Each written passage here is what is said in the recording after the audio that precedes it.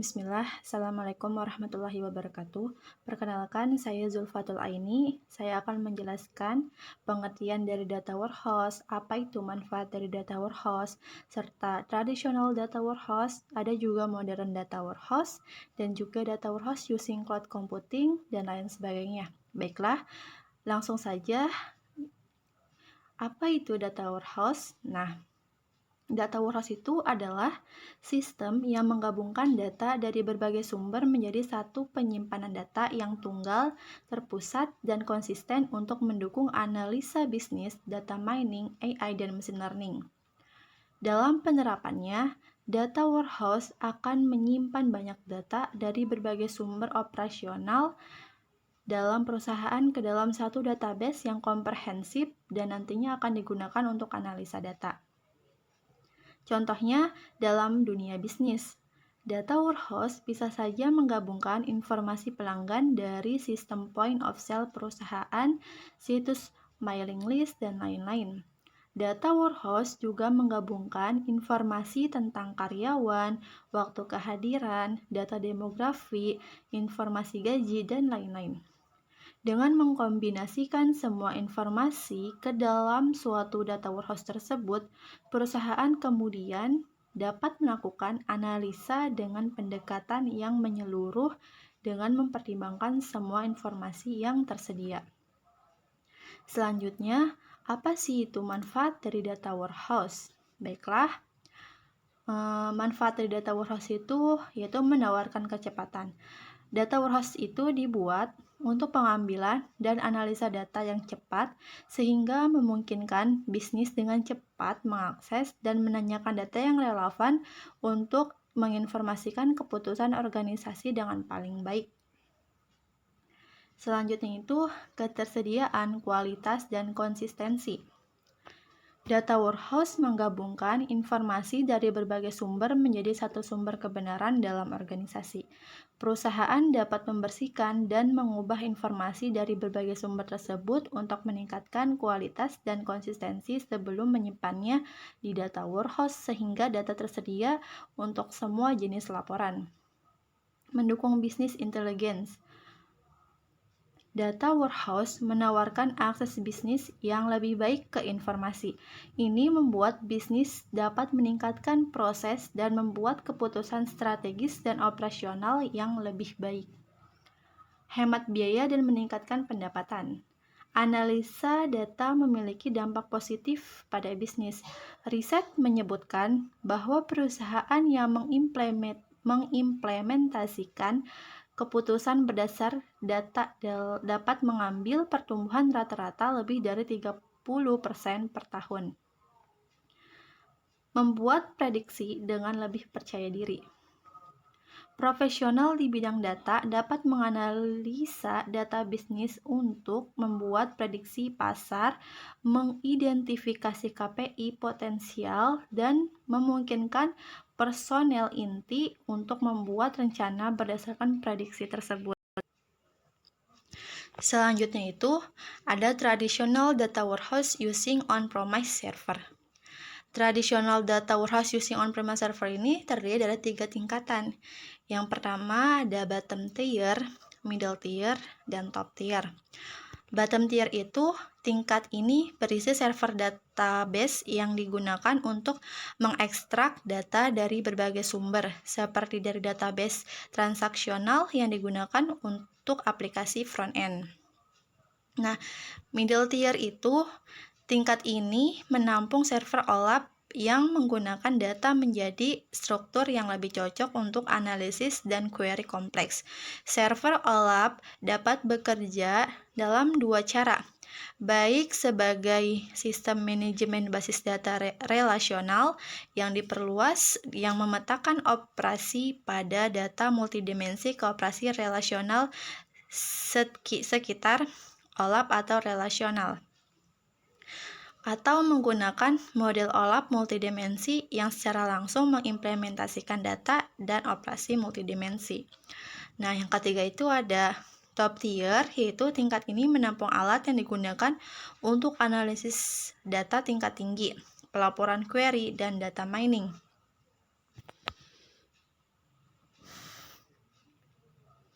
Selanjutnya ada modern data warehouse. Apa sih modern data warehouse?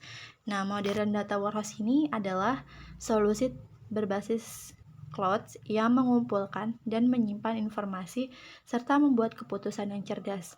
Modern data warehouse mengambil data yang dimiliki sebagian besar perusahaan dan mengubahnya menjadi kecerdasan yang dapat ditindaklanjuti berdasarkan cerita visual dan juga memungkinkan untuk menggabungkan semua jenis data dalam skala apapun dan dengan mudah mendapatkan insight.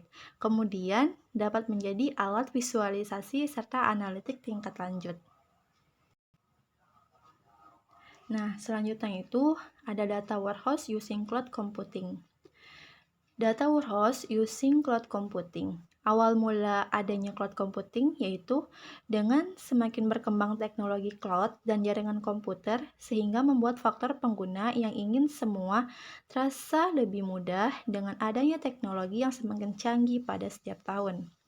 Cloud computing ini adalah teknologi yang menjadikan internet sebagai pusat pengelolaan data dan aplikasi, di mana pengguna komputer diberikan hak akses cloud computing menggunakan prinsip National Institute of Standards and Technology atau NIPT, yaitu 4 model development yang terdiri dari public, hybrid, community, dan privat. Cloud warehousing memiliki banyak arsitektur dalamnya, tetapi ada 3 arsitektur yang sering digunakan, yaitu share nothing, share disk, dan share memory.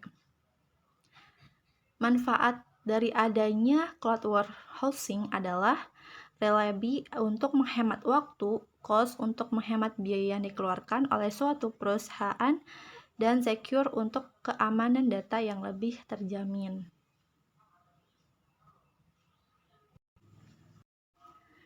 Selanjutnya ada Redshift sebagai data warehouse di AWS. Redshift arsitektur. Amazon Redshift mendukung koneksi klien dengan banyak jenis aplikasi, termasuk intelijen bisnis, pelaporan, data, dan alat analitik. Saat Anda menjalankan query analitik, Anda mengambil, membandingkan, dan mengevaluasi data dalam jumlah besar dalam operasi beberapa tahap untuk menghasilkan hasil akhir. Amazon Redshift memiliki penyimpanan yang efisien dan kinerja query yang optimal melalui kombinasi pemrosesan paralel besar-besaran, penyimpanan data berbentuk kolom, dan skema penyajian kompresi data yang ditargetkan dan sangat efisien. Bagian ini menyajikan pengantar arsitektur sistem Amazon Redshift. Selanjutnya ada kolom arsitektur. Penyimpanan kolom untuk tabel database merupakan salah satu faktor penting dalam mengoptimalkan kinerja query analitik. Mengapa? Karena secara drastis mengurangi keseluruhan persyaratan 1/0 disk dan mengurangi jumlah data yang perlu Anda muat dari disk. Misalnya nih, bayangkan tabel yang berisi 100 kolom, query yang menggunakan 5 kolom hanya perlu membaca sekitar 5% data. Penghematan ini diulang untuk kemungkinan miliaran atau bahkan triliunan catatan dalam kumpulan data besar. Sebaliknya, database baris bijaksana akan membaca blok yang berisi 95 kolom yang tidak dibutuhkan juga. Selanjutnya ada compression. Secara default, Redshift menyimpan data dalam format mentah yang tidak terkompresi, dan Anda dapat memilih apakah Anda mengopresi data. Setiap kolom dalam tabel dapat menggunakan jenis kompresi yang berbeda. Ada beberapa cara untuk encoding data kolom saat mengkompresinya. Memilih jenis encoding yang tepat untuk setiap jenis data adalah kunci untuk mencapai kompresi yang efisien. Redshift mendukung 7 format encoding kolom. Selanjutnya ada data distribution. Saat Anda membuat data ke dalam tabel, Amazon Redshift mendistribusikan baris tabel ke setiap compute node sesuai dengan gaya distribusi tabel.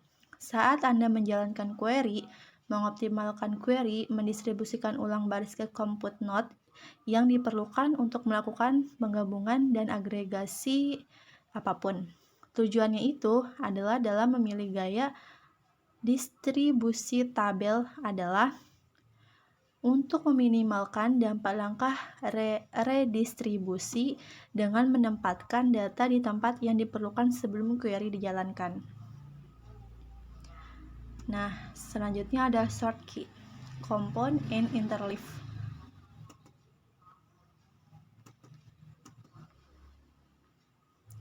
Compound sort key terdiri dari semua kolom yang terdaftar dalam definisi sort key dalam urutan daftarnya.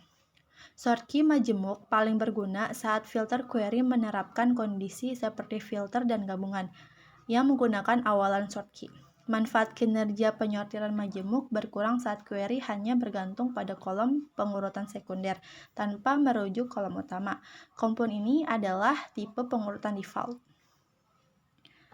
Selanjutnya, interval sort key memberikan bobot yang sama untuk setiap kolom atau subkumpulan kolom dalam kunci pengurutan.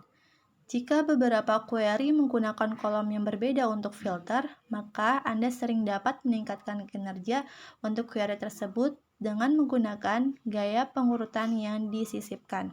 Saat query menggunakan predikat terbatas pada kolom pengurutan sekunder, pengurutan interleave secara signifikan meningkatkan kinerja query dibandingkan dengan pengurutan gabungan. Selanjutnya, Advanced Query Accelerator. Advanced Query Accelerator adalah tambahan hemat biaya untuk penyimpanan yang dikelola Amazon Redshift yang dioptimalkan untuk akses yang aman, transaksional, multi-talent, dan query analitik throughput tinggi. Ini menggunakan elemen penyimpanan solid state non-volatile memory express berkecepatan tinggi dan akselerasi berbasis nitro untuk kompresi dan enkripsi. Ini menggunakan akselerasi berdasarkan field programmable gate array untuk mendorong komputasi sebanyak mungkin ke dalam lapisan penyimpanan. Komponen-komponen ini terhubung bersama dengan cara yang unik, memungkinkan pemindaian data tanpa menggunakan CPU tradisional. Pada saat yang sama, komponen ini memungkinkan hasil antara dikumpulkan dalam memori berkecepatan tinggi. Advanced Query Accelerator ini adalah change data dan memelihara koneksi kecepatan tinggi ke penyimpanan terkelola Redshift.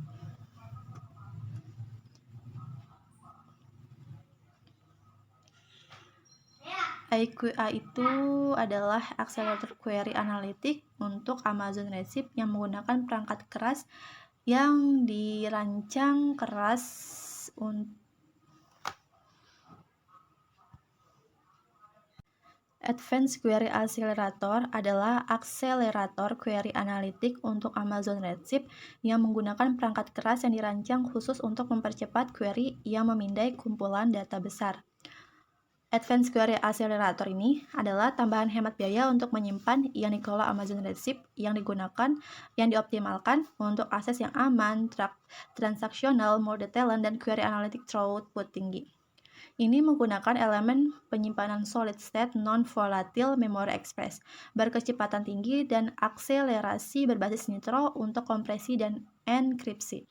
Ini menggunakan akselerasi berdasarkan field programmable gate array untuk mendorong komputasi sebanyak mungkin ke dalam lapisan penyimpanan. Komponen-komponen ini terhubung bersama dengan cara yang unik, memungkinkan pemindaian data tanpa menggunakan CPU tradisional. Pada saat yang sama, komponen ini memungkinkan hasil antara dikumpulkan dalam memori berkecepatan tinggi. Advanced Query Accelerator ini adalah change data dan memelihara koneksi berkecepatan tinggi ke penyimpanan terkelola Redshift. Selanjutnya ada ingest-sort technique. Data flow Amazon Redshift adalah konsumen aliran. Tampilan terwujud Amazon Redshift adalah area pendaratan untuk data yang dibaca dari aliran yang diproses saat tiba. Misalnya, nilai JSON dapat digunakan dan dipetakan ke kolom data Redshift menggunakan SQL yang sudah tidak asing lagi. Streaming ingestion use case untuk penyerapan streaming Amazon Redshift seputar bekerja dengan data yang dihasilkan terus-menerus atau streaming dan perlu diproses dalam waktu singkat pembuatannya. Ini disebut analytic hamper real time. Sumber data dapat bervariasi dari perangkat IoT, telemetri sistem, atau data clickstream dari situs web yang sibuk. Selanjutnya ada standard view dan materialized view in AWS. Materialized view adalah objek database yang berisi data query. Materialized view seperti change untuk tampilan Anda, alih-alih membangun dan menghitung kumpulan data saat runtime. Materialized view melakukan prakomputasi, menyimpan dan mengoptimalkan akses data pada saat Anda membuatnya. Data sudah siap dan tersedia untuk query Anda seperti data tabel biasa. Menggunakan materialized view dalam query analitik, Anda dapat mempercepat waktu eksekusi query berdasarkan urutan besarnya. Karena query yang menentukan materialized view sudah dijalankan dan data sudah tersedia untuk sistem database. Materialized view sangat berguna untuk query yang dapat diprediksi dan diulang berulang kali, alih-alih melakukan query intensif sumber daya pada tabel besar. Aplikasi dapat melakukan query data yang telah dihitung sebelumnya yang disimpan dalam materialized view. Selanjutnya, BigQuery sebagai data warehousing di Google. BigQuery arsitektur. Nah, Compute adalah Dremel cluster multi-tenant besar yang mengakses query SQL. Dremel ini mengubah query SQL menjadi pohon eksekusi. Daun pohon disebut slot dan melakukan pekerjaan berat membaca data dari penyimpanan dan perhitungan yang diperlukan. Cabang-cabang pohon adalah pencampur yang melakukan agregasi. Dremel secara dinamis membagi slot ke query berdasarkan kebutuhan, menjaga keadilan untuk query serentak dari banyak pengguna. Satu pengguna bisa mendapatkan ribuan slot untuk menjalankan query mereka. Selanjutnya, penyimpanan adalah Colossus, sistem penyimpanan global Google. BigQuery memanfaatkan format kolumnar, stroke, dan algoritma kompresi untuk menyimpan data di Colossus yang dioptimalkan untuk membaca data terstruktur dalam jumlah besar. Colossus juga menangani replikasi, pemulihan ketika disk macet, dan manajemen terdistribusi sehingga tidak ada satu titik kegagalan. Colossus memungkinkan pengguna BigQuery untuk menskalakan hingga lusinan petabyte data yang disimpan dengan mulus tanpa membayar denda karena melampirkan sumber daya komputasi yang jauh lebih mahal seperti di tradisional data warehouse. Komputasi dan penyimpanan berbicara satu sama lain melalui jaringan petabyte Jupyter.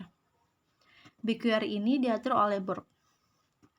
Nah, kolumnar arsitektur. Database kolumnar menyimpan data menurut kolom daripada baris yang membuatnya cocok untuk pemrosesan query analis dan dengan demikian untuk data warehouse. Selanjutnya ada compression.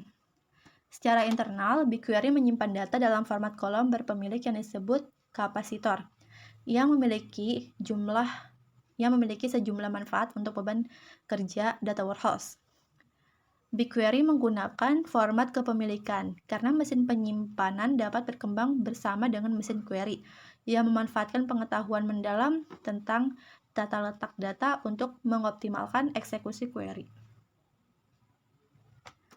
Selanjutnya ada partition dan cluster. Partition ini membantu memudahkan pengelolaan dan query data dengan membagi tabel besar menjadi partisi yang lebih kecil.